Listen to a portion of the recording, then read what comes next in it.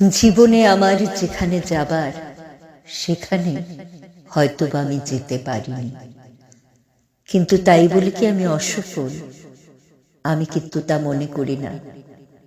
গন্তব্যে পৌঁছানোর অনেক আগে আমি একটা অন্য জায়গায় নেমে পড়েছিলাম, কারণ সেই জায়গাটার অমোঘ এক আকর্ষণ আমি উপেক্ষা করতে পারিনি। আমি নেমে পড়লাম সেই অজানা জায়গায় এবং বুঝতে পারলাম এই জায়গাটা আমার অপেক্ষায় বহুদিন ছিল। দিন যায়, মাস যায়, বছর যায়, আমি জায়গাটাকে এত ভালোবাসলাম।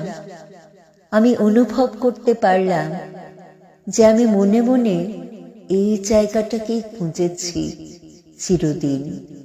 আমি জানতাম না যে এই জায়গাটা এখানে। আমি তো অন্য জায়গায় যেতেছিলাম, কিন্তু জায়গাটা আমাকে এমন ভাবে টানল, আমি তাকেই আমার গোটা জীবন সঁপে দিলাম। এবারে যেটুকু তাকে দিলাম সেটুকুতে কিন্তু একটুকু ফাঁক রাখিনি। কখনো ভাবিনি আমি তো অন্য কোথাও যেতেছিলাম, এ জায়গা তো আমার নয়। কারণ আমি যেদিন থেকে বুঝলাম এই জায়গাটা আমাকে ভালোবেসে জড়িয়ে ধরেছে, আমি সেদিন থেকে তার হয়ে গেলাম। আমার সমস্ত বিশ্বাস, আমার শক্তি, আমার সমস্ত যত কর্মকাণ্ড, যত আনন্দ, যত ভালোবাসা, সব দিয়ে আমি তাকেই সাজালাম। সেও আমাকে ফলে ফুলে আনন্দে, প্রাণের আনন্দে এবং সফলতায় আমার জীবন ভরিয়ে দিয়েছে। শান্তি কি থেকে আসে জানো?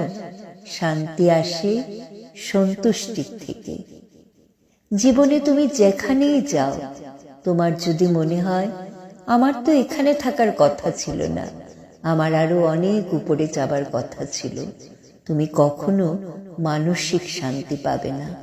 তোমার যদি মনে হয় এটাই আমার গন্তব্য, এটাই আমার নিয়তি, আমি এটাকে পুরোপুরি ভাবে নিজের সবটুকু দিয়ে ভালোবাসবো, দেখবে তোমার ভালোবাসার অভাব হবে না এবং দিনের শেষে তোমার মানসিক শান্তিরও অভাব হবে না।